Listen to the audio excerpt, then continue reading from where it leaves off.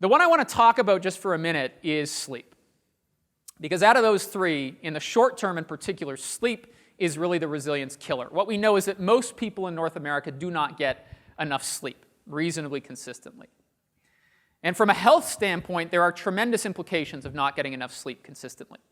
If you want more detail on that, there's a great book by Dr. Greg Wells, who some of you in the room probably know, called The Ripple Effect. And he has a whole chapter on sleep that scared the crap out of me because I have 3 young kids, 6, 4, and 1.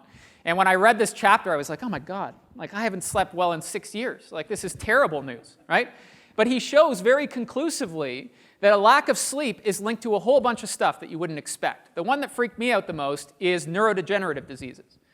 What they now know is that sleep is when the brain cleans the metabolic waste from between your neurons. And if you don't get enough sleep, the brain doesn't go through that cleaning cycle. And so there is a link between sleep and Alzheimer's. There is a link between sleep and Parkinson's disease. There's also a link between sleep and obesity, sleep and type 2 diabetes, because when we don't get enough sleep, our willpower is reduced the following day and we make poor eating decisions.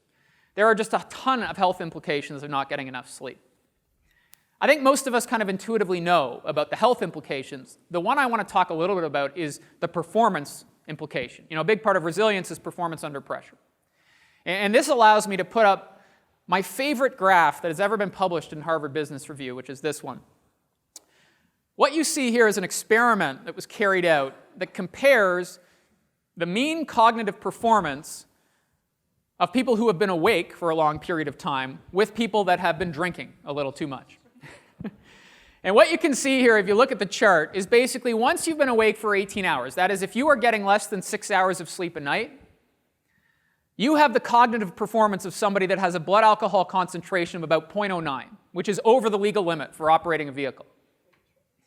Now here's the thing for me, right? We would never celebrate the people on the right at work.